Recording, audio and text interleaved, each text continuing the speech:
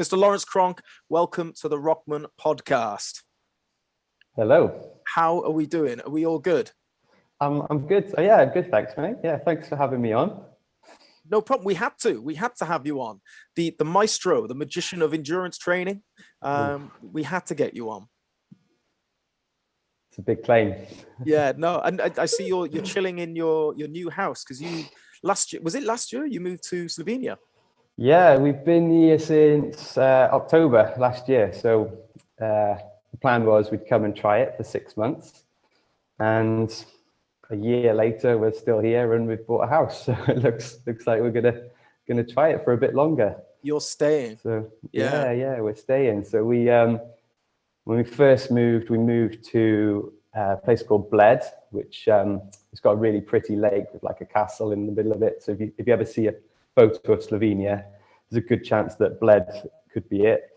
So we were based there, and then kind of decided that was a bit touristy and a bit busy in the summer. So started looking a bit further afield, and we now live basically just at the foot of the Kamnik Alps. So I'm about 500 meters above sea level here, and I'm just like surrounded by peaks that go up to like 2,000, 2,300 meters. So what is it that attracted you to Slovenia? Because they have actually got quite a big sort of endurance and cycling and scene out there, haven't they? They have, yeah. Finally, like my wife and I, before we'd even been to Slovenia, we were telling people that we thought it would be the right place for us to live. And then we were like, okay, maybe we should actually go and see what it's like. And we came when my wife was actually pregnant with our little one. And we were like, oh, wow, actually, yeah, it ticks all the boxes. You know, we've got proper winters. You know, I've like got 3 foot of snow outside now. Really? Yeah. Awesome. And then the summer's really, really warm. Like the roads for cycling are really quiet, and you've just got like epic climbs. So where I am now, if you go about 20k north, you've got like a beautiful mountain pass that like drops you down into Austria. You do a loop in Austria, come back over, and yeah, loads of hiking, trail running, mountain biking. It's got it all. So yeah, it sounds absolutely amazing. In fact, I think my brother went there in the summer. It does look fantastic. I need to get myself out there. Yeah, there's an open invite for you, mate, anytime. Yeah, I know what you're just saying. You're creating sort of like a dorm or something, right? Or accommodation for traveling athletes. So yeah, that's it. So we've the house that we've got here, basically 1 floor of the house is going to be made into a holiday accommodation. So yeah, we should have space for like maybe 8 athletes to come. So the idea is, so with myself being a coach, my wife's also a nutritionist. So we're going to like be able to put together some packages where I'll plan a training weekend or a training week, whether it's just cycling, whether it's triathlon, trail running. Laura will be able to provide good meals and prepare like nice ride snacks and things like that. So we can just put together a full package and take care of everyone while they're here and make sure they have a good quality sort of training camp. Yeah, it sounds awesome. Well, for people that don't know, then, Mr. Cronk, I don't know if I introduced you by your first name. Actually, everyone, guys, listeners, it's Lawrence Cronk, but Coach Cronk to everyone. For people that don't know, could you, in 1 minute or less, tell them who you are and what you do with your business, Enduraprep? So yeah, I'm an endurance coach. So I work with triathletes, cyclists, and runners. So my coaching's done remotely. So basically, I use a platform called Training Peaks, where I develop bespoke plans for athletes, and then I track their training data. We make contact at least once a week, where I'll give them feedback on their training, ask them questions about how it's going, and then we basically keep developing their plan to get an athlete ready for whatever their challenge or their race is. Now, you use the word athlete there. Now, this what's the range of athlete? Because I know you have some top world-class athletes, but you also coached me during one of my challenges, and I am far from a top-class athlete. I'm way down at the bottom. So what is the range of people that you deal with? That's a good question, because actually listening to your podcast with Reese, he said, didn't he, that he doesn't like to call himself an athlete. And I think in anyone's eyes, you would think that Reece was an athlete. I just think of an athlete as someone who wants to get better and is kind of starting to immerse themselves in that lifestyle of making training, working towards goals, a big part of their life, and kind of progressing, if you will. Yeah, I suppose that's it, isn't it? It's someone who actually who wants to make specific improvements, leaps and bounds to a goal, a certain goal, right? It's exactly, yeah. If you're training multiple times a week, and you're looking after yourself outside of your training, and looking at challenges and races and things, I think you could call yourself an athlete, yeah. And how important is a coach? Sort of what sort of what value can you get by signing up to a coach or getting a coach to help you with your aims? The big one is accountability. If you've got someone who's there watching over you, checking on those training sessions, that definitely helps a lot. And then you've also got the knowledge and the experience of a coach to be able to put the science together into the plan, and then also use their experience to marry it with the science, just to make sure that you're progressing, basically. It's funny, isn't it? Because like, out of everyone who would need a coach, you would have thought it's the people with the least experience and that need the help. But I mean, you've got world-class athletes who should know what they're doing by now, and having a coach is it's a big part of their training plan and stuff like that. So it literally is for everyone from top to bottom, right? You're going to get a tremendous amount of value from this. Yeah, absolutely. And it just takes a lot of the guesswork out of the planning, out of your training. If you don't really know what you're doing, if you're quite new into the endurance world, you're going to be asking people at your club, you're going to be looking at forums, you're going to be reading articles, and it can all get pretty overwhelming. And lots of plans will get results, but it's about committing to the process, committing to a plan. And then the good thing about having a coach as well is you've got someone to guide you through, to negotiate the things that life throws at you that might make you unable to stick to the plan. Yeah, no, I think that was one of the big positives for me, is when you coached for my challenge, the pound for pound 50-mile ultra marathon. Was it last year? Yeah, last October. It does take that guesswork out of it, and you just sort of, you wake up, you check your calendar, and it's like, Coach Cronk has given me 10 gut busting hill climbs to do over the next 2 hours, and you just go with the flow. It does make it so much easier. You haven't got to think about what you've got to do. It's all there for you on your app. Now, exactly. Before we get into the coaching, I just want to talk about your sort of athletic achievements, because you performed at quite a high level. I think, like Kathy Stringer on the previous podcast, you're a Team GB age group athlete, right? Yeah. I've been to the European Championships and the World Championships for long distance triathlon. And what is a long distance triathlon? So it can be an iron distance. So you've got a 2.4 mile swim, 112 mile bike, and a marathon run to finish. But also the World Championships. I always thought, so, sorry to butt in, I always thought Ironman was like it's like this big challenge. I didn't realize these are just regular races that the triathletes do. Yeah, basically, Ironman is just a branded long distance triathlon. But actually, some of the World Championships, like the ITU, it's not quite full iron distance. So it's kind of like somewhere in between half Ironman and Ironman. It just depends on the course. If you do an Ironman branded event, it'll always be the same distance. But other long distance triathlons might vary a little bit. What, and these were your bread and butter? This is what you were doing week in, week out, Ironman distances? Well, no, I'm not. I kind of commit to like one big race a year. So for 7 seasons, I think, like I would do a long distance or an Ironman triathlon as like my main race, and then I'd probably do 1 or 2 half Ironman middle distance races, and maybe some bike racing and some running events kind of in the lead up to that one event. And how did it start? Well, how did you get into these sort of races? What was the beginning? It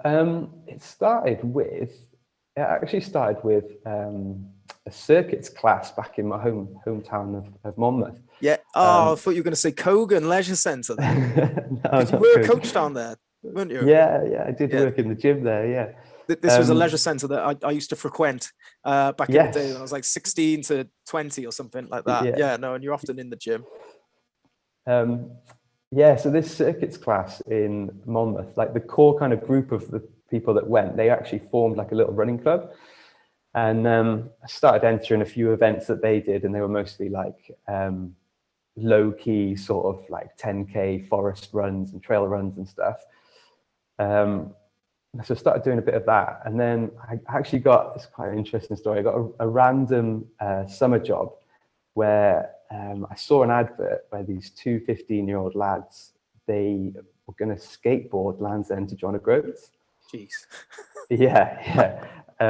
It was, so they needed, basically their parents wanted to pay someone who could ride a bike safely to stick with them on the roads, navigate a bit, and just make it look a bit more official so the kids weren't going to get run over. So yeah, I got the job riding with them for a month. And after about a week or so, I was like, okay, if these kids, they're only 15 and they're like skateboarding like 40 miles a day or whatever they were doing, I need to do something. So I was like, Ironman, I'm basically doing a month of cycling now. I've already got a bit of running background. Like, Ironman, let's do it. So even on that trip, I started getting up earlier than the lads. And if we were staying in a town, I would go and swim and then come back and then do the day cycling with them. And then, I got back home. That was it. I got an Ironman training plan. Did my first Ironman Wales. And then, that was it. I remember the first time I ran off the bike, I literally laughed out loud and I said to myself, it's not going to stop at one Ironman. I thought it was so nuts to be running after cycling, and it just felt weird and very right at the same time. I was just like, there'll definitely be more than one. Yeah. And how did you do on your first one? Ironman Wales, I did 11.5 hours. On your first one? First one, yeah. That's like that's a good time, right? 2013. Top 50%, definitely. Yeah, I think so. Top 30%? I don't know, maybe, I'm not sure, maybe in the top 200. That's not bad at all. Like that, so. And then how did this build then? How did this love of triathlons and Ironman build to eventually starting Enduraprep? So I was working in the fitness industry. So I started basically as a PT. Had a really good mentor kind of in my early years of PTing, and he basically said, you need to get into coaching. Don't be a PT, get into coaching. And he said, get a watt bike and learn everything about watt bikes and how they work and start coaching on a watt bike. And this was when watt bikes were really new. There was only a small handful of them in Wales. So I got a watt bike and started doing some fitness testing on it, getting people in to take them through proper tests so they could calibrate proper training zones, and also doing a bit of pedaling efficiency analysis stuff.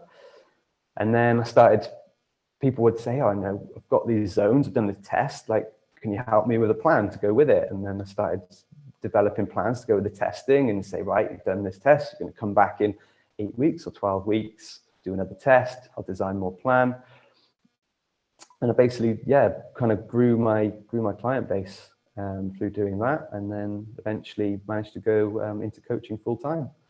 And have you got any big names on your register that you could drop, or is it all client confidentiality? No, everyone's. I don't coach any professional athletes, all amateurs, all just busy people who want to achieve things and need some guidance. So I've got some faster people who maybe you want to push to qualify for the Ironman World Championships. And the other end of the spectrum, people who are new into triathlon, maybe have aspiring to do an Ironman one day, or maybe you just want to get faster at shorter distances. So, bro, yeah. So let's talk about Enduraprep. So what if I'm an athlete and I'm coming to you Enduraprep? What are you testing for? And then you're talking about your plans and the tests. Well, what specifically are you testing for? Because I know I came in and I had the pleasure of going through those tests. Talk to me about that. What are they testing for? What are they finding out? And then what are you able to do from that? Okay, so yeah, the watt bike testing, that's kind of developed quite a bit over the years. So we've now got Vo2 Max testing equipment.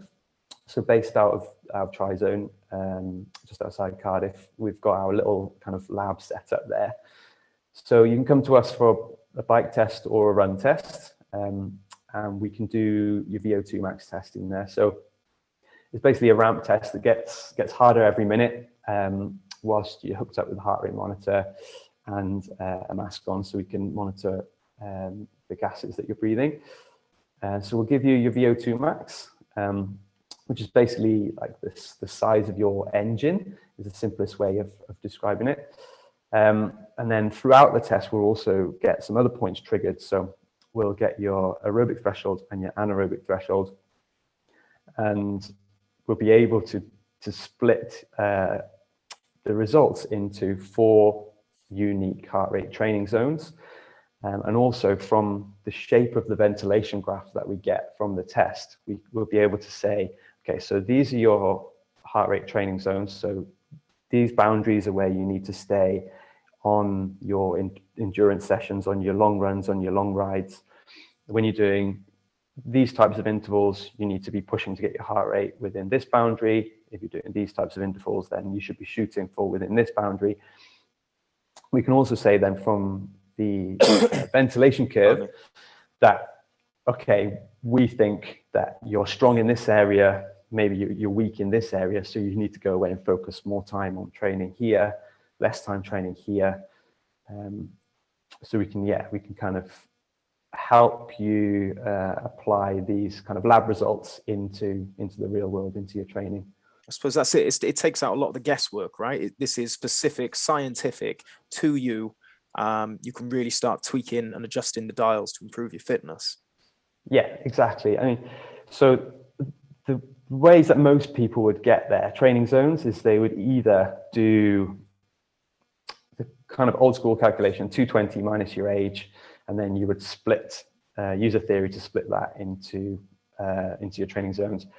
Now, we've done around 300 tests, and I reckon maybe 20 test results have come close to showing 220 minus your age as being accurate. Really? So you discount that straight away as being a good way to go about things. And then the other way would be to do a field test.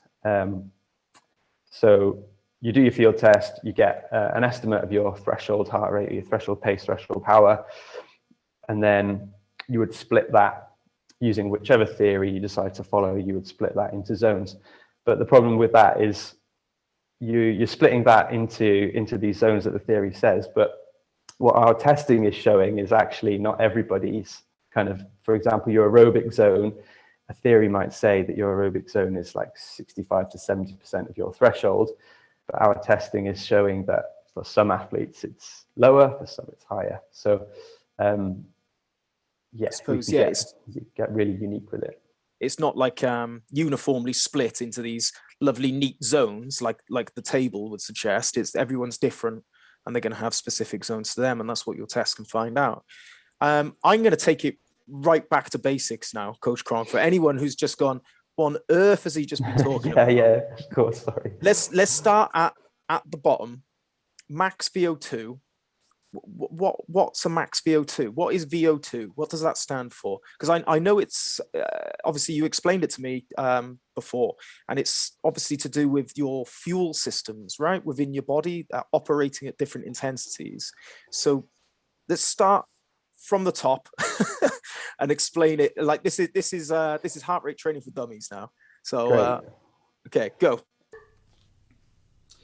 So what is VO2 max? Okay, VO2 max is the maximum volume of oxygen that you can take in and utilize during exercise. So a simple look at the mechanics. You breathe in air into your lungs. Your lungs extract oxygen from the air. Oxygenated blood goes to the heart, and then it gets pumped around the body to the working muscles, to your organs, and to your brain. Now, as you increase your exercise intensity, you increase your breathing rate because you're trying to bring in more oxygen to meet the demands of that intensity. If you keep increasing the intensity, you'll eventually reach the point where you're breathing in more air, but you're unable to extract any more oxygen from the air, and that is what we call your VO2 max. VO2 max is typically expressed as milliliters per kilogram of body weight per minute. To give you an example, in male athletes, elite males, you'll typically see a VO2 max of anywhere from in the 70s right up into the mid 90s.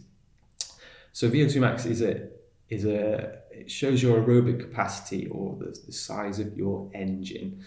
So it's a good performance indicator. But what we also like to look at is your anaerobic threshold.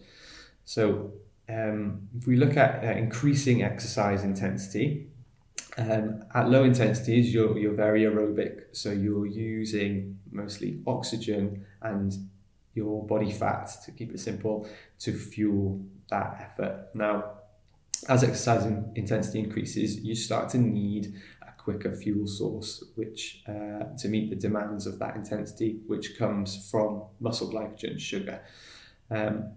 As exercise intensity increases, you rely more heavily on that anaerobic contribution until you reach the point where you make a switch to then needing to use mostly that anaerobic contribution, which is what we call your anaerobic threshold.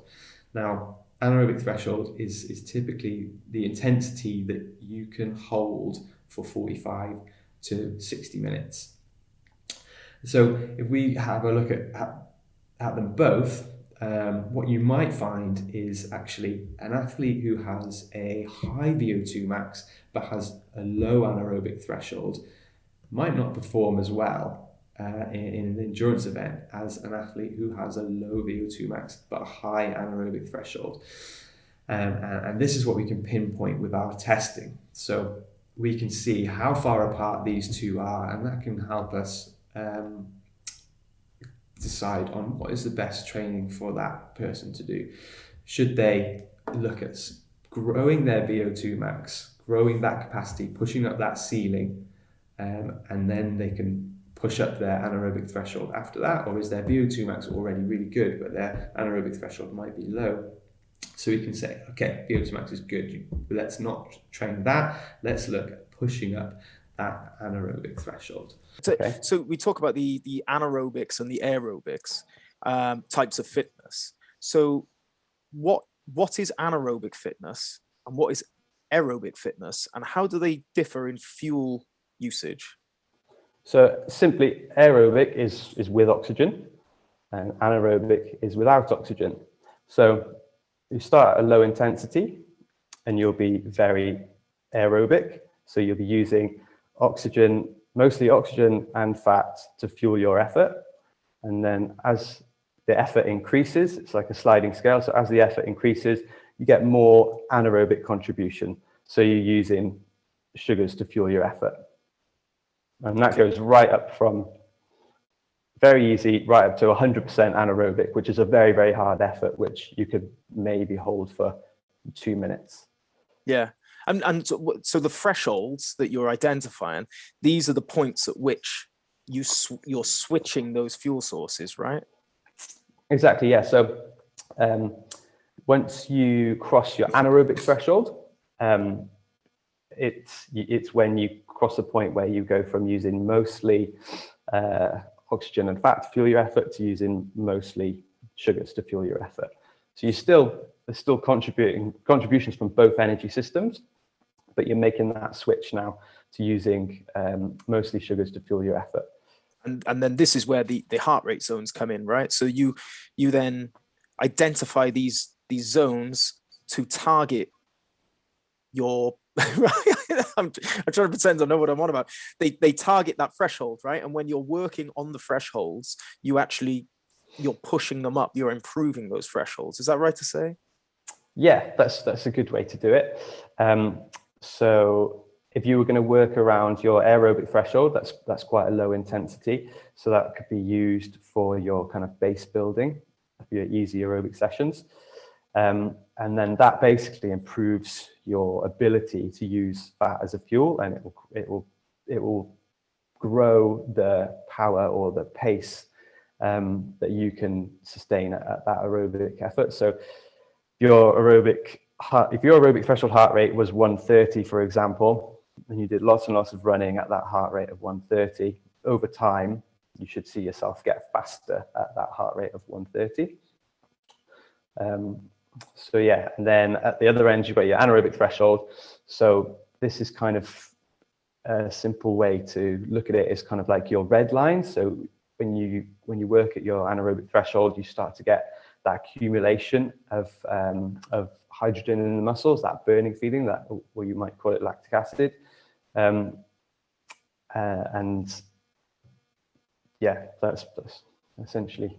And I remember when we were at the lab, you were saying to improve your fitness, endurance and speed and power, it's important to improve your fitness, it's important to actually target each of these zones rather than working on just one zone. Right, I want to get faster.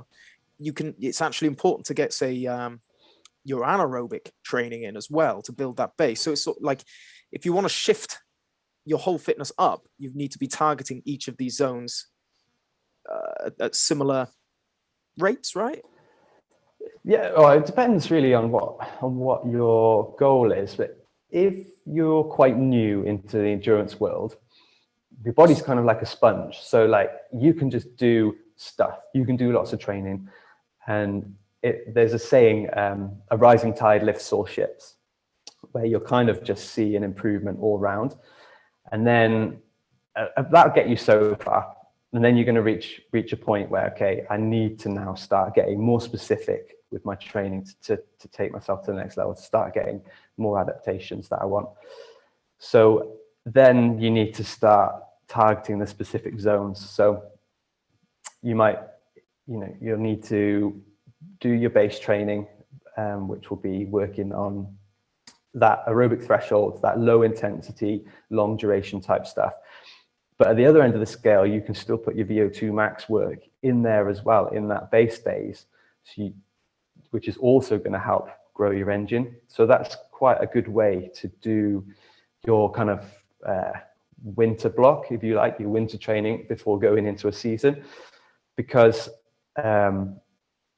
it's kind of less specific. So if we're talking about kind of middle distance and long distance triathlon, for example here, it's kind of less specific than the racing that they're going to do. So you do that sort of training first, and then as you go into the season, you start getting more specific to the intensity that they're going to do in that race, which is going to be more stuff around that tempo and that sort of threshold area. So you do your base training with your low intensity with some VO2 max work in there, and then you can start, once you've got that good base, you can start working on your threshold as well. So if you think of it as like levels, you kind of grow the size of your engine. So you lift that ceiling with your base training and your VO2 max work, and then your threshold sits underneath that, and then you can start doing your threshold work and pushing that up as well. Yeah, I know we did some metabolic testing as well when I was there. So is that different again, or is that something they somehow run alongside? What is metabolic testing, and how does it relate to then the heart rate training? So the resting metabolic rate test is the easiest test you will ever do. You just sit there. I was good at that one. I was one of the best, wasn't I? I was on the leaderboard. You're excellent. Yeah. Excellent. So yeah, you just have to sit still for about a quarter of an hour. You have a mouthpiece and a nose clip. You just breathe into our machine, and it will give you your resting metabolic rate, which is basically the calories you need to sustain yourself if you were to lie on the couch and do nothing all day. And then the software, based on some questions that we ask you about your lifestyle, your activity levels, that sort of thing, will be able to sort of calculate your daily calorie needs as well. So we can kind of, with the resting metabolic rate test, we can get your calorie requirements for, say, a normal day without training. But what our VO2 max test will also do is give you your calorie burn at different heart rates. So we can say, right, if you went out and did this run for an hour at 130 beats per minute, we can see that you're burning 600 calories an hour. So you can now say, right, well, these are my normal daily calorie requirements plus this 600 calories for that hour of run I did. So you've got a full picture with both tests. You've got a full picture there of your calorie needs. So if you're looking to maintain, lose weight, or gain weight, you can make some calculations with those test results to kind of guide those diet decisions. And it's specific for you. One of the things I found most interesting about the report you gave me is that it also showed me on a graph where I sat for the speed of my metabolism. Is that correct? So yes, whether it's fast or slow. Now, as a bigger guy that I've always assumed, right, I must have a low metabolism. That's why I'm carrying a bit of extra timber, considering all the training I do. Very disheartened to learn I actually had a very slight fast metabolism. So it is just me overeating. But that was really interesting. I mean, do you ever have anyone that are at the extremes? They're either got really slow or really fast metabolisms? And how does that then affect the training and what you or the calorie intake that you recommend? It depends on what their goals are. If you've got somebody who's looking to lose a lot of weight and then they've got a particularly slow metabolism, tend to then start asking them questions about their diet. You'll tend to find that they skip meals, particularly skipping breakfast is a big one. And they might be sedentary as well. So you kind of dig into those things and try and absorb as much information from them as you can, and then kind of try and make some suggestions whether they actually need to see a nutritionist or whether we can just give them some tips to help them kind of maybe start eating a bit more regularly, give them some tips of the right things they can eat, maybe suggest that they could start doing a bit more exercise and things like that to start to speed up their metabolism as well. Yeah. And at the other end of the spectrum, then you've got the guys with the super high metabolism. Again, you should start asking them some questions about their lifestyle, what their goals are. They might be trying to pursue some goals in sport, and you might be able to say, well, actually, you're massively under-eating. Look at actually what you need, plus the training that you're doing. You're falling 500 calories plus a day short of really what you need. You need to find a way to get those calories in. I want to talk about a bit of training now. Let's get into some specifics with the training. So we've done our testing, we've covered all what we're looking at and stuff. So pardon me, we've done the test, we found out what they are, and someone's training for example, a half marathon or a marathon, how are you then structuring the plan for someone with, I guess it's going to be off heart rates, right? It's going to be off the zones that you've identified. And what does that training plan look like? And what does the training look like then? What does a half marathon plan look like? Okay. God, that's a tricky question. We'll have to try and just keep it really, really simple. We've got two types of run. So you've got your continuous steady state aerobic endurance run. Now that's there essentially to make sure that you can cover the distance. Then your other run, your interval run, your higher intensity run, Now that would be there to make you faster at covering that distance.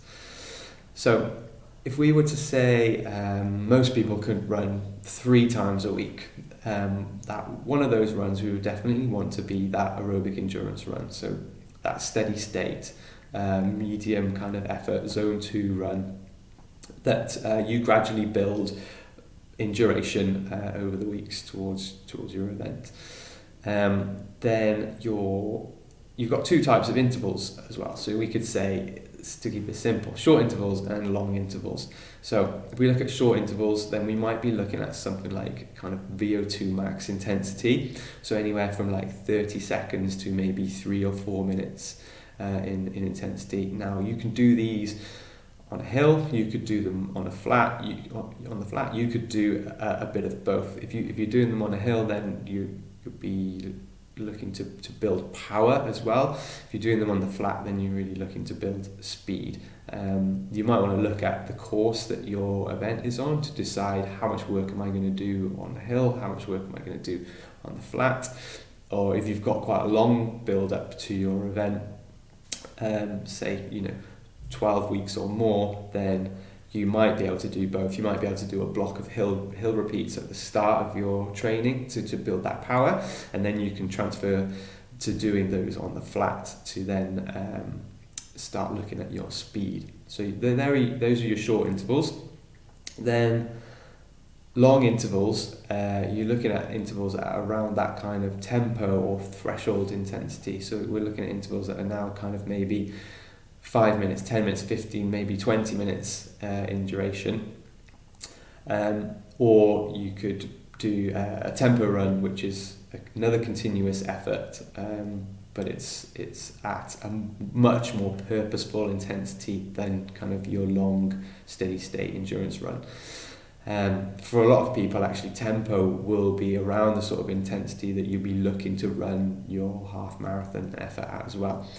So if you were to run 3 times a week, then I think that would be a good way to break up your training. Would be short intervals, longer intervals, so maybe VO2 max and then threshold work, and then your steady state longer run. If you can run more, then I would probably just back that up with more aerobic training, so more of that kind of similar intensity to your longer steady state endurance run, and you would always want to keep at least a day between those high intensity runs and try and do the most high intensity run on the day that you feel the most fresh. So typically you take a rest day after your long run, and then maybe you would do your short intervals day and then have an easy day or a rest day and then do your longer intervals.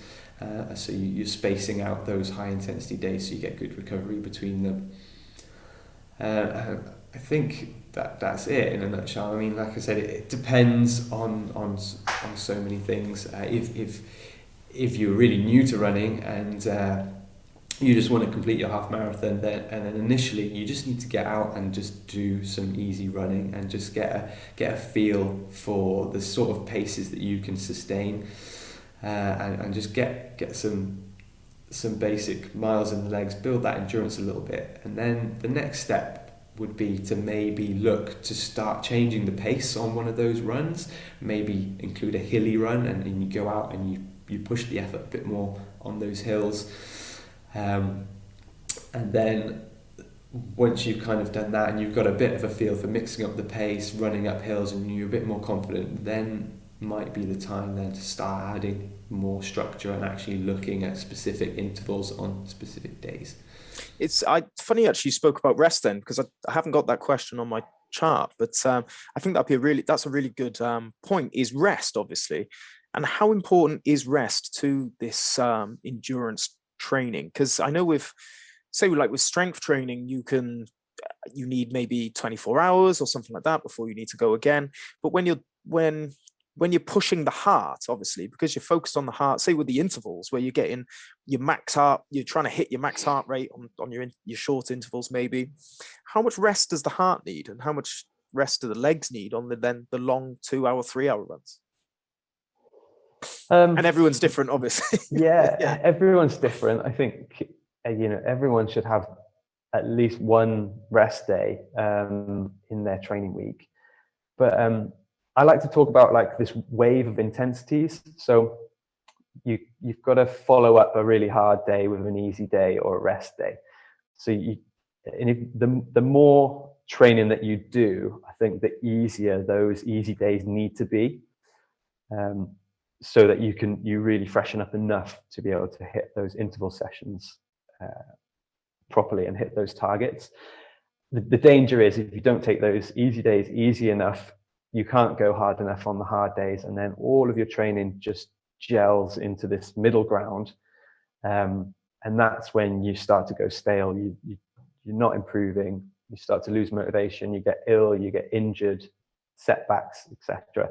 So, yeah, rest is really important. If you're quite new to the sport as well, I think especially running, because an impact sport, I think the days in between runs, you should do something, rest or do something non-impact. Yeah, cycling or swimming or something. What was the bit you just said then? I had a question off the back of that. It's gone out of my head. It'll probably come back to me then, and I'll ask you. But it's interesting what you said about, you made the comparison with weight training there, and if you look at bodybuilders, they know the value of rest, don't they? They do like hard sessions in the gym, and they know, right, there's no way I can do that again tomorrow. My body needs X amount of days until I can work that body part again.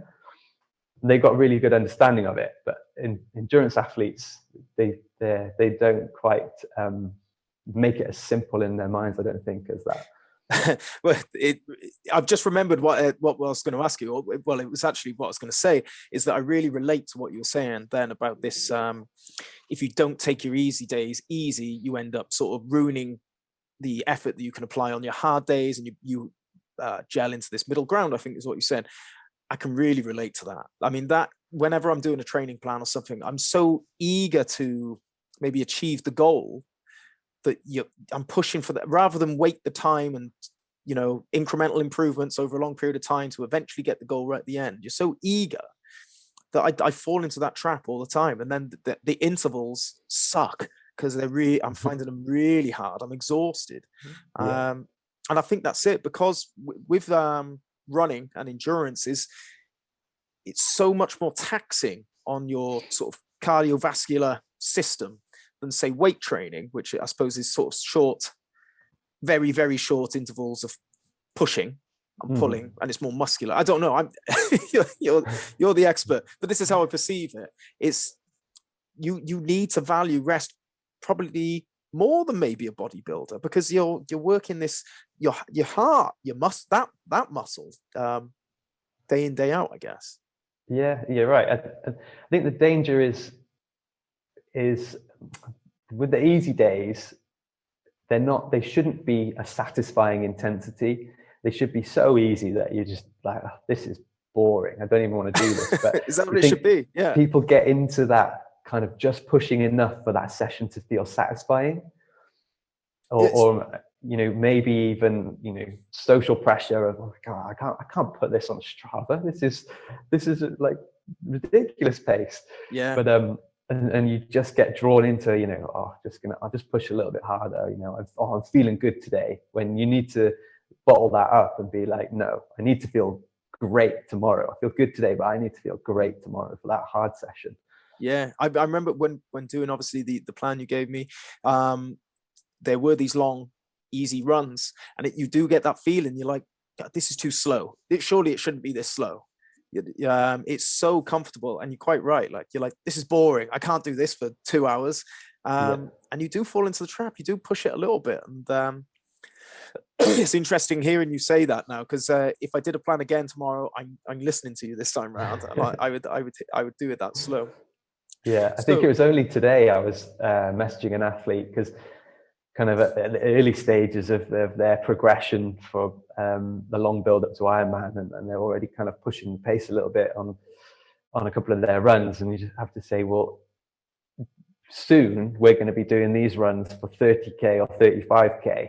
You just have to like think, okay, yeah, actually that intensity is not gonna I'm not gonna be able to hold that for 30k or 35k. So no, you'll be wiped out. So we have a lot of endurance runners as well at ROKMAN, and maybe a lot that would like to do an ultra marathon. I was wondering, how does then the training differ, say from a half marathon to an ultra marathon? Like personally, from my perspective, is that I did a marathon distance, I think last year, and God, that sucked, because it's almost like you're holding a pace for 4 hours. Well, that's exactly what you're doing. 4 or 5 hours, you're holding a pace. You're trying to achieve a good time, and it is. I've got a newfound respect for marathon runners. I always thought, oh, it's easy. It's just double half. Like halves are easy enough. I've trained for them. It's just double half. Oh, it's not at all. It's a different kettle of fish. But then an ultra marathon is different again, because I was no longer going for a time. So I was no longer pushing the pace, and it was about maintaining the heart rate within the comfortable zone. That's how I did it. That's how I did it anyway. Okay. So I almost found it, dare I say it, easier than the marathon distance, doing like a 35 miler, because of it was obviously working in a different zone. Is what I've said bollocks? Or is it correct? And you know, if it is, how does the training differ then? The training differs because you can't go out and just do an ultra marathon in training. Like you need to, if you do try and run those super long distances in training, then the recovery needed is so long that you can't train consistently. So you need to, what I like to do is make like the weekend, or make Friday, Saturday, Sunday into like an endurance block, so you can build your time on feet but still get that recovery between. So you over those 3 days you get loads of volume in, but you've broken it up. Because if you just went out, right, I need to run an ultra marathon, so every weekend I'm going to do a 20-mile run, unless you're a really experienced ultra runner, you're risking getting injured and setbacks and not being able to train consistently.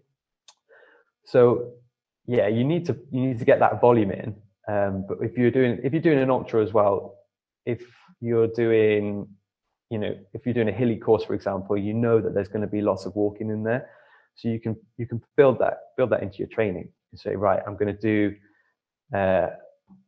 first session on a weekend is going to be a long run, and then I'm going to go home, I'm going to have some food, recover a little bit, and then I'm going to go out for a hike in the afternoon, and then Sunday morning I'm going to do another run.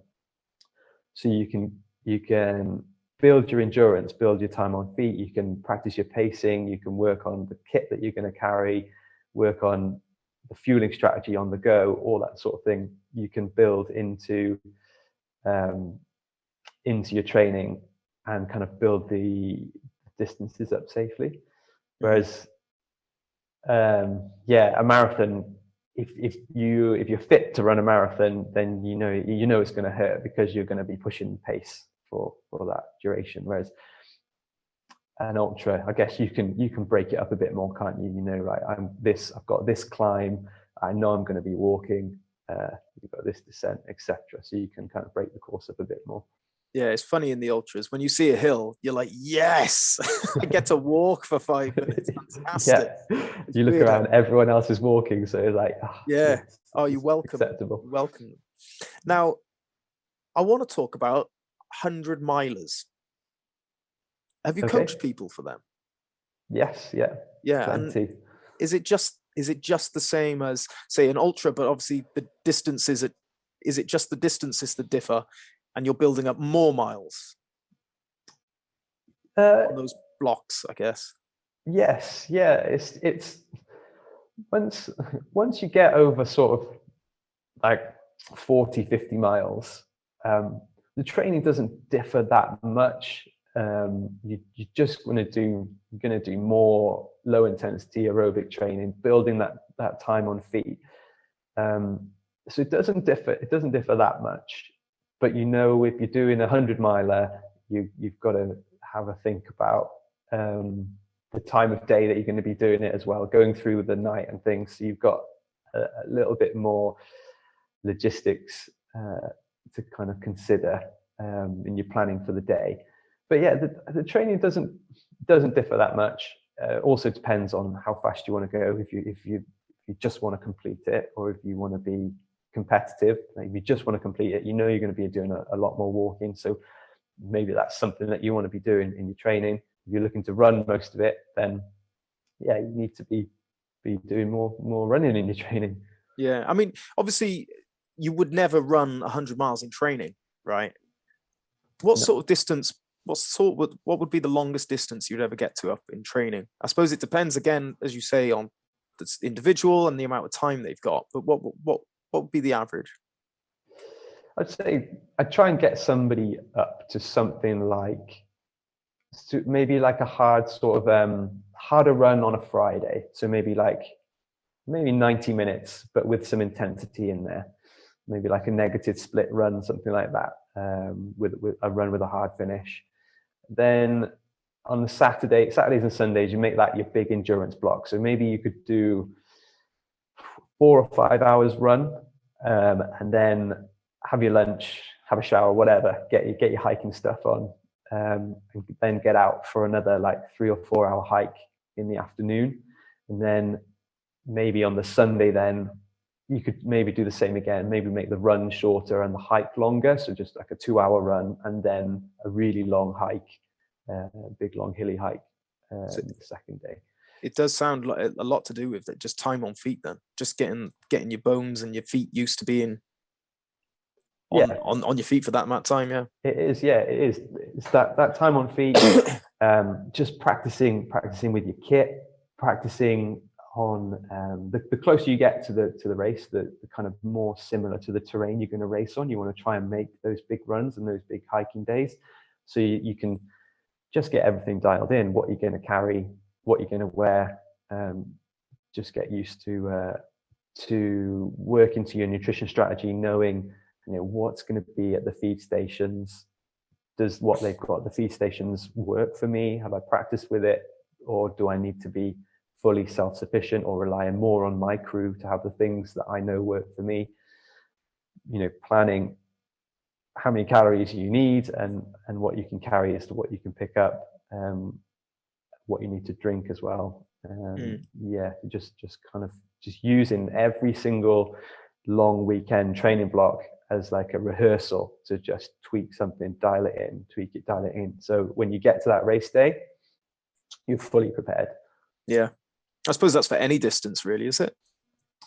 Yeah, definitely. Just get more specific. Get more specific the closer you get to the event, so that the old saying, "Don't try anything new on race day." No, Jesus, yeah. You can end up with bleeding nipples or something like that. You try a new top or something like that on race day. Speaking from experience. No, not me. Yeah, it probably is.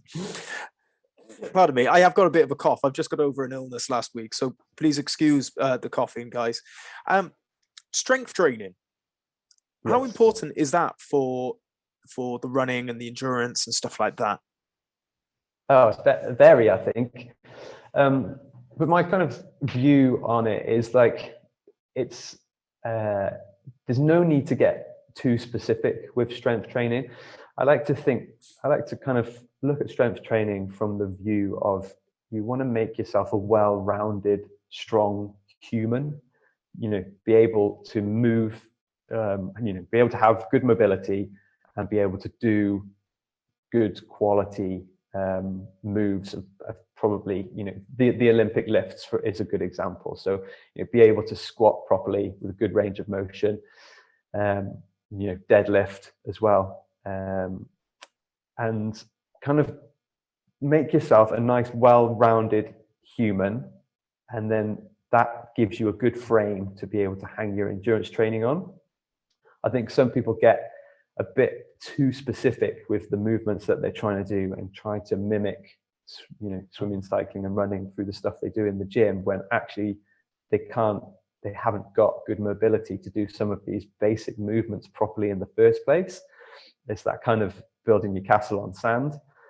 I think strength training is really important, but just keep it simple. endurance athletes are already busy doing swimming, cycling, and running. You haven't got time to be spending hours in the gym. But if you can get, particularly in the winter, get in the gym twice a week, maybe have a good session that's like 30 to 40 minutes, get in there, do some of the big Olympic moves, job done. And then once you can kind of get to a good strength, you could drop that down to like one sort of maintaining session a week through your season, and just back that up with some core work. So yeah, it is important. I think you need to get, the other mistake people make is think, right, I'm an endurance athlete, so I need to be kind of doing lightweight and lots of reps in the gym. But that's not the case either. You need to be focusing on making yourself strong in the gym. So lifting heavy, sort of sets of like 3 to 8 repetitions with heavy weight.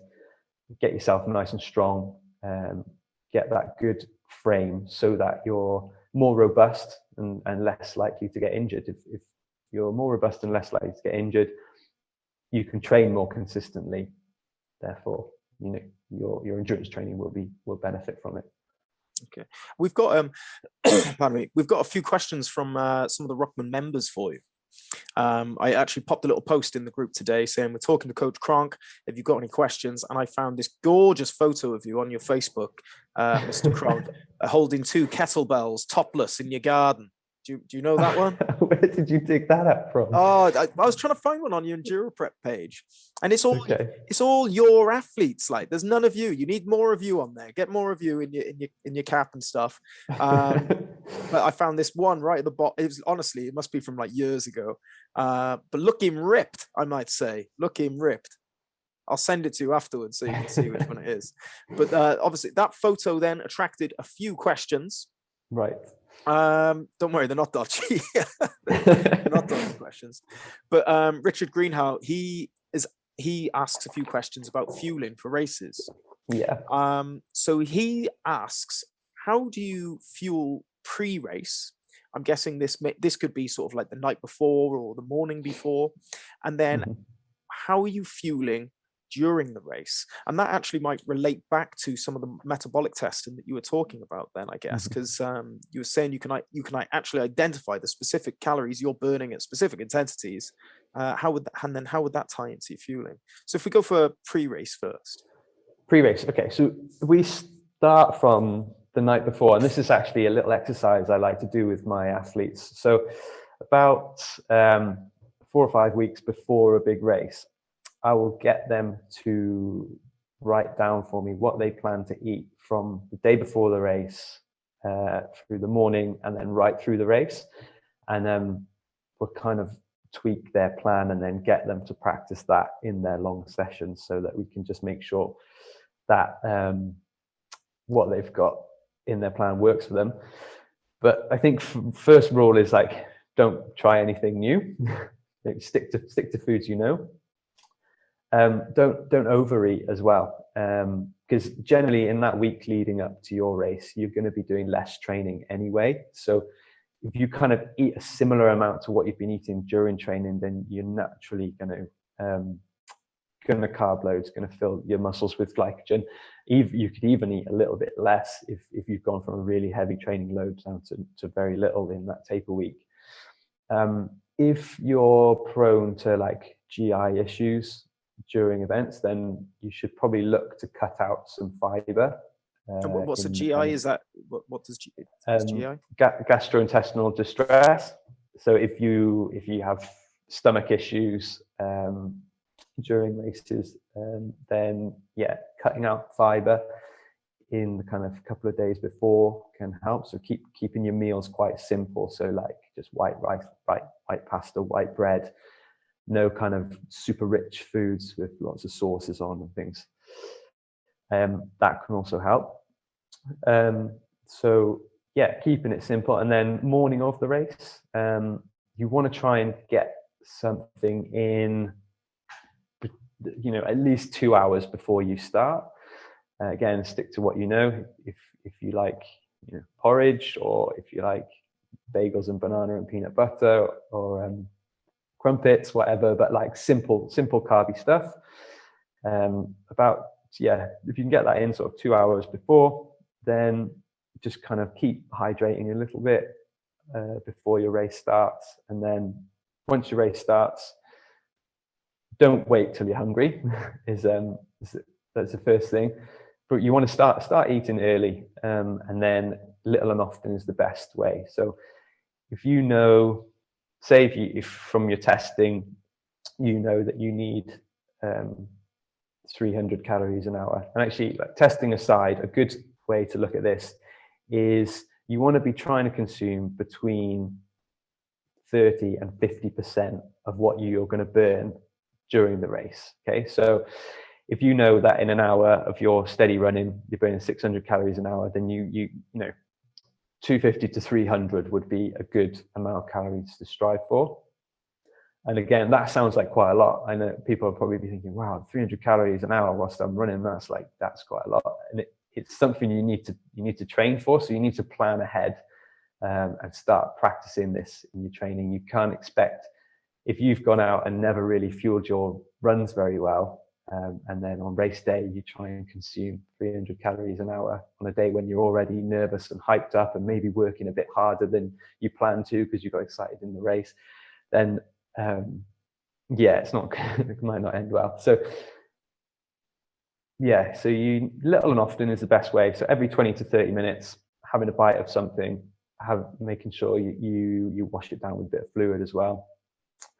And then again, sticking to things that you know, things that work for you. So if you look at it, so we've just talked about calories, we haven't really talked about carbs, but when you kind of, what we do with our athletes is the further away from the race, or kind of just think about calories and just say, right, just on your long ride, you're just looking to replace calories. So just eat things that you kind of want to eat. So it might be like non-sport specific stuff. So cereal bars, malt loaves, chocolate bars, things like that. And then as you get closer to the race, you might start thinking more about sports nutrition and more specific stuff. So over this period, you've built up a good picture of things that you like to eat, things that work for you. So you can start to put this all into your plan. And then you'll know, right, on the day I'm going to be carrying this amount of food, and every 20 minutes I'm going to have a bite of this bar. And then if you're doing a really long race as well, something I've used in my own racing is like I'll have something different that is kind of at a certain point of the race where I know that I'll be wanting some real food, or I'll be a bit sick of sports nutrition. I'll be like, so for me, it was like about 70 miles into an Ironman bike leg, I'd have like a massive slab of flapjack, like a good sort of like 400 calorie slice of flapjack. And that would just be like, it would just reset me a little bit and just put something a bit more real into my stomach. And then I'd be like, okay, I can go back to the sports nutrition now. And my stomach feels a bit happier. And things like that, you just kind of build up with experience, really.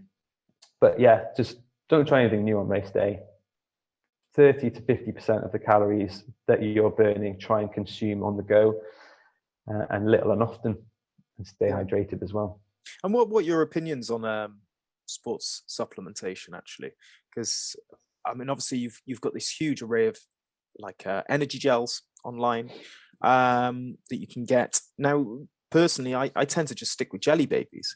Are they a good substitute, or I mean, do you believe in sports nutrition? Is this something that you feel, no, you should be sticking with the gels because they've got more of what you need? Or can you just stick to simple sugars, a bit of chocolate, a bit of flapjack, the jelly baby sort of stuff? You can, yeah. It depends on like the intensity of the race, and like if it's a shorter race and you're really looking to be at the sharp end of it and it's going to be really high intensity, then there's definitely going to be benefits to being more sport specific and looking at your gels and your proper energy drinks. But if it's an ultra marathon and you're going to be out there for a long time, you can be a little bit less specific. You can have some sweets, you can have a bit of sports nutrition, and then you might have your bit of cake, whatever. What we've got now as well is we're starting to push the boundaries of the amount of carbs that we can get into drinks. So typically it was said, right, 60 grams an hour of carbs was what we could absorb. We're now seeing that with a mixture of the right carbs, that people can now absorb 90, 100, even 120 grams of carbs per hour, and you're getting these new drinks now which are like really high calorie. So there's something to consider as well, and they're quite good for people who either you go at the sharper end of the race, you're working at a higher intensity, so you can't be chewing on food all the time and putting big balls of food into your digestive system, and also good for people with GI issues. So if you do get a dodgy stomach, then you might be able to get more calories in just through liquid, and not have to worry about things that food might do to you. It's quite mad. It's that it's through the endurance running and like the ultra running and stuff that I really understood the importance of appropriate nutrition and supplementation, because it's when you're really in deep waters of an endurance run and you haven't fueled properly, that's when I'd start getting the cravings. Have you ever had that? Like, you can start tasting like strawberry milkshake. It's like your body crying out for it. You see it. You see it at Ironman all the time. So like at an Ironman feed station on the run, they have like nuts and like crackers and things like that. And they're things that you would never eat in your training. Yet all of a sudden, when you're like 10 hours into a race, you're in that like last 10K of an Ironman and you are dying. Yeah. All of a sudden you want a handful of salty nuts and crackers and you put them in your mouth and it just turns to dust. And you're just like, that was a terrible idea.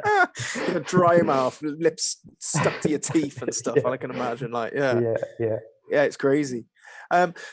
Sorry, we're talking of Ironman actually. So we've got a question from Jay Riley, who says, it sounds to me that he's eyeing up an Ironman, but he has some reservations.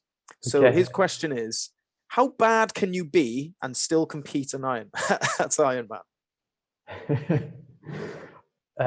So the cutoff for most Ironman courses is 17 hours. So you've got to consider that. I guess if you can get round in that time, if you're going to be close to that cutoff, maybe you want to pick a flat course as well. So maybe a lake swim, so that the conditions will be pretty stable in the water, so you don't have to worry about rough seas or anything. A flat bike course, maybe with no wind. And then if you build a good run walk strategy into your training and you execute that properly on the day, then you can get round. Should be all right. I suppose that's it. How bad can you be? I suppose, well, it's the cutoff point. That's can you make the cutoff point? That's how bad you can be, I suppose, to do it. Yeah. How fit do you think you have to get to do an Ironman? Are you at the pinnacle of your fitness to do this, or is it an endurance game? It's about grit and determination and just being able to be resilient through that whole 15, 17, up to 17 hours. I mean, you do have to be fit. I think in terms of training, we're kind of like most triathlon plans would hinge around 2 sessions a week of each discipline. So if you were thinking of doing an Ironman, consider, can I do 2 swims, 2 bike sessions and 2 runs a week? You can kind of fit that in for starters. And then you'd need to make sure that you grow the duration of one of those bike rides and one of those runs so you can build your endurance. I think that's kind of like the starting point. If you're wondering, like, how much do I need to train to do an Ironman? That's the kind of the key sessions of most plans would base around 2 swims, 2 bikes and 2 runs. Mm-hmm. I think the biggest thing and the thing you need to get first with an Ironman is permission from your wife to even do it. Yeah, you definitely need to get the family on board for sure. Yeah, it's a lot of training. I mean, I've seen people do it before and it consumes their life, and it's so, I suppose, in those latter weeks as well, maybe in the month or the 2 months leading up to the actual event date, it seems like you're out all the time doing something.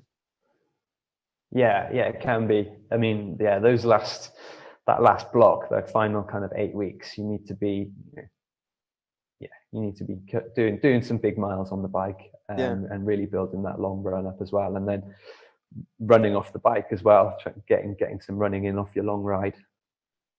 And how do you practice? So like, just because if for people that would fancy they go an Ironman,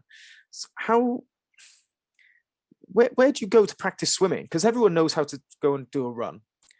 Everyone could know how to go and cycle their bike.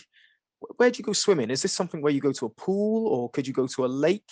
How do you train for that aspect of it? You can do either. You definitely do the bulk of your swimming in a pool, which has been an absolute nightmare through COVID times, because now people have to book pool slots. Certain pools are only doing slots of 45 minutes, and it's been tricky.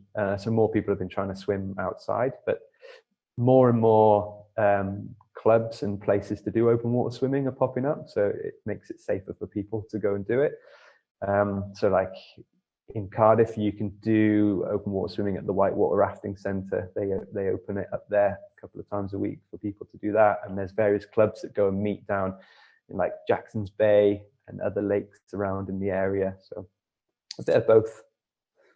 And what would be, if you had one piece of advice for someone who wanted to do an Ironman, what would be the most important thing that they do, or what would be the best piece of advice you could give? Would it be to join a club and actually do it with people and have people around you? Or ooh, that's a tricky one.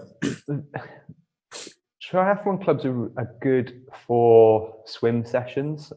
I think they tend to be good for swim sessions. The tricky thing about joining a club to train for Ironman is the mixture of abilities. Everyone's doing things at different paces, and for those long sessions as well, a lot of people just like to, you've got a long ride on a Saturday and you've got a family.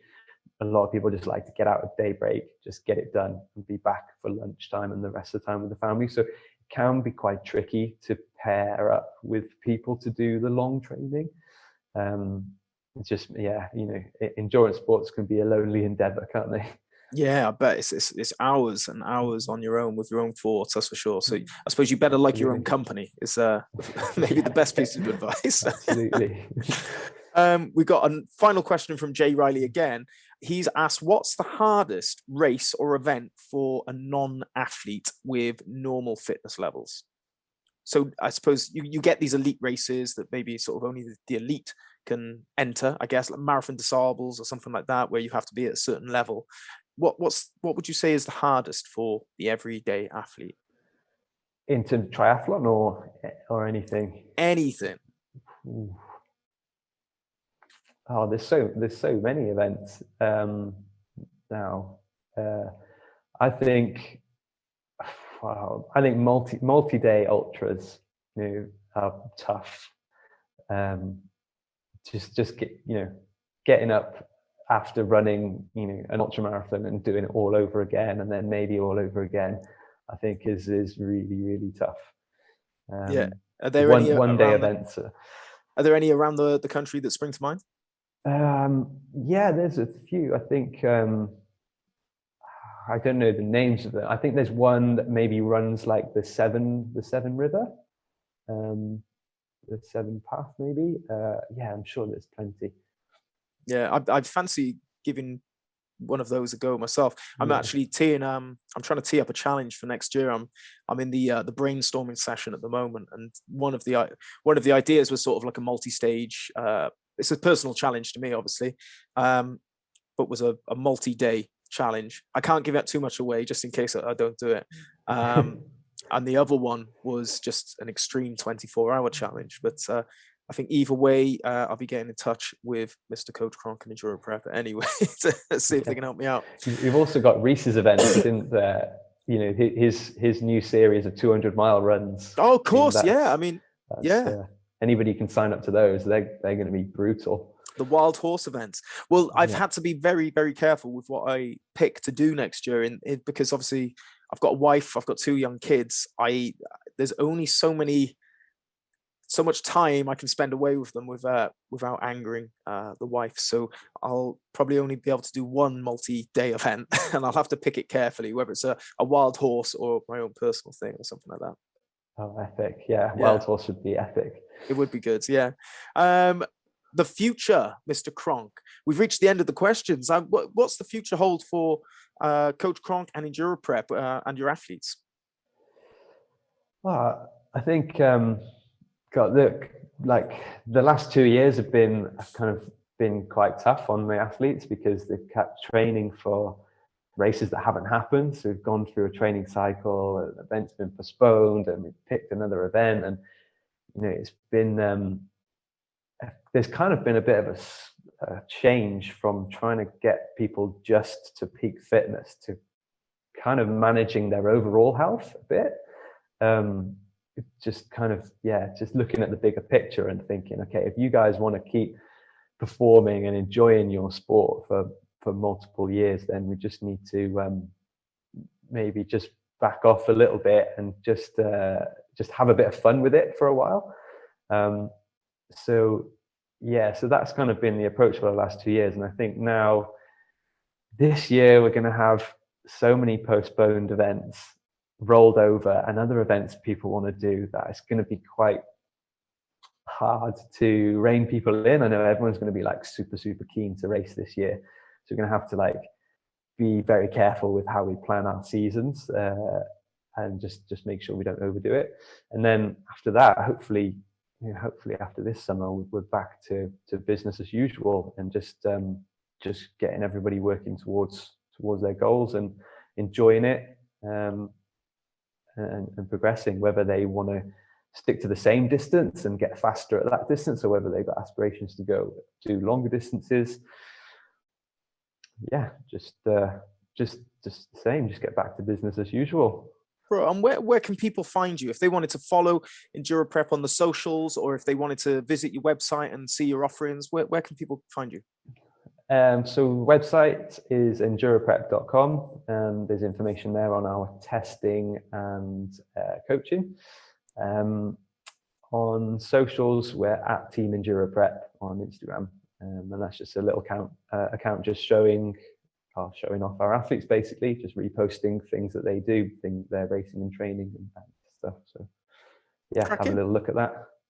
Bro, well, thank you very much for coming on, Mr. Coach Cronk. Pleasure. It's been great to chat to you. Yeah, it's been, bro. I think people are going to take a lot of value from that.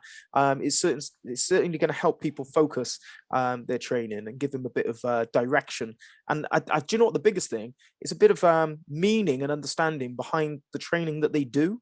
I mean, I think so many people go, oh, I need to do sprints. Oh, I need to do a long run. But I hope that this podcast has explained the science behind why they're doing it.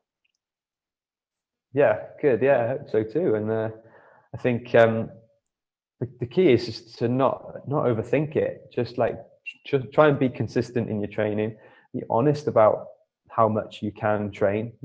If you think you've got 12 hours a week to train, give yourself 8 hours and stick to that and do that consistently, because that will probably get you better results than doing some weeks of 12, some weeks of 5, some weeks of 6. So just find a routine that's within your capacity that gets you enjoying your training, feeling motivated, because then that's what gets the results, really. I suppose that enjoying it, plain and simple. You've got to enjoy it. If you're letting yourself down week in, week out by not hitting maybe the amount of hours that you want to do, it's just going to demotivate. So make it achievable. Exactly. We're not professional athletes, are we? We're just doing it for fun. So I think we can get a little bit deep into the data and things like that, which is great. It's fun, but you've got to enjoy it, haven't you? Yeah, you got to enjoy it. Are you on the Stravas? Can people follow you on Strava as well? Yeah, you can find me on Strava, Lawrence Cronk on Strava. And they'll see your times. Awesome. Yeah, I'll be normally making people jealous with snowy pictures of Slovenia. Yeah, exactly. Yeah, well, I think if that's why probably most people will start following the account, see those awesome views. Yeah, they're epic. Yeah, cracking. Well, thank you very much, Mr. Cronk, and we will catch up soon. Pleasure. Cheers, Terry. Take care.